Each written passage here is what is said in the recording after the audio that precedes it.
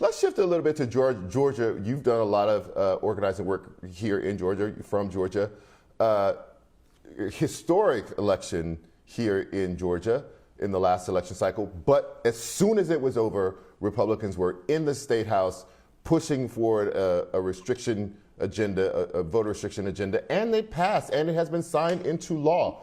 What effect do you think that that will have going into the midterms and then into the next presidential election? Our first responsibility is to understand what's happening and to do what we can to mitigate the harm.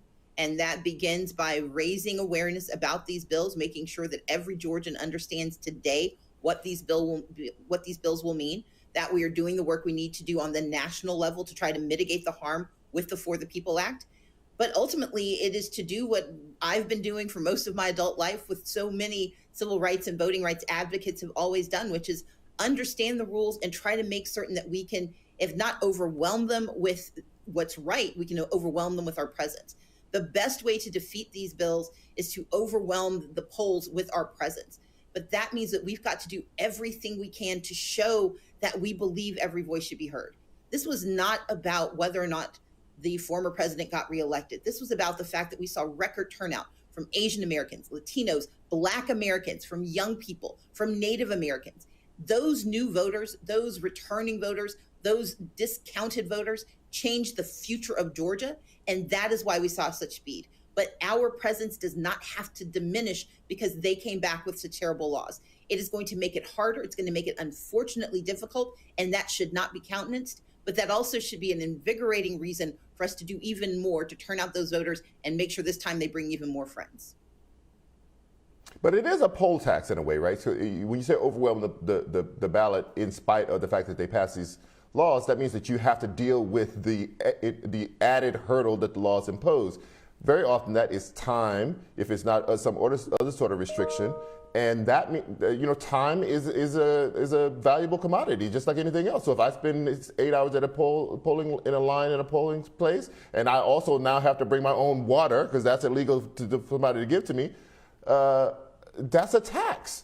So is the only thing we can do as voters is to just pay the tax?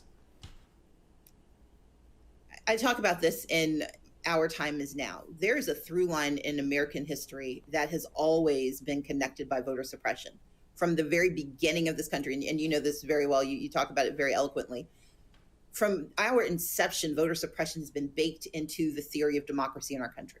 But we have also seen resilience and overwhelming the system by beating back the system where we can and by changing the narrative where it was possible.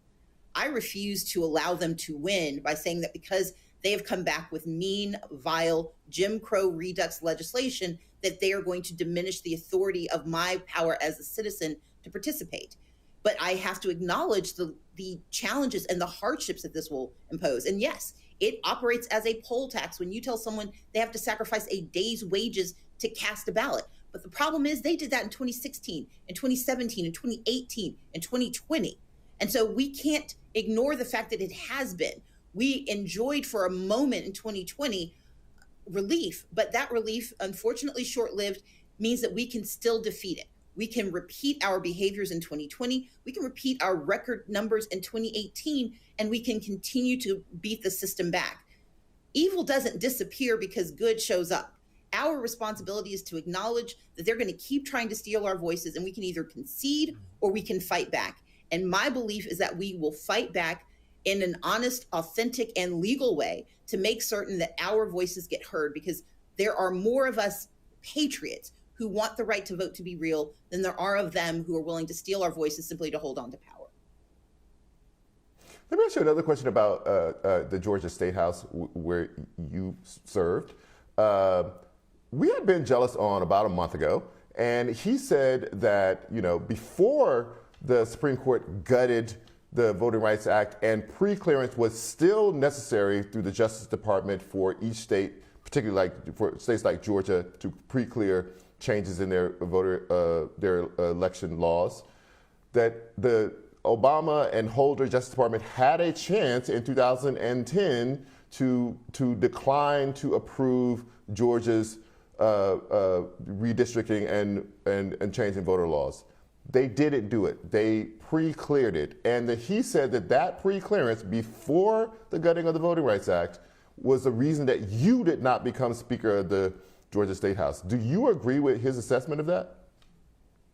I remain deeply disappointed in the decision in 2011 to pre-clear the Georgia maps. I believe that those maps violated the premise of the Voting Rights Act. I believe that it discriminated against communities of color. It cracked communities, it split communities, it undermined, and unfortunately in some areas packed communities, and it diminished voting protections and voting rights for so many people of color in the state.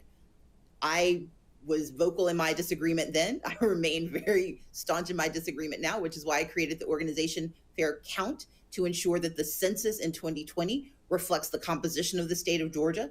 And we are going to be working to make certain through a nonpartisan fashion that the lines drawn in 2021 reflect the racial composition of our state and protect voters who are too often dismissed and diminished by the redistricting process. My responsibility is not to think about the consequences to my political power. It's to think about the consequences to my fellow citizens and their right to be heard in this process.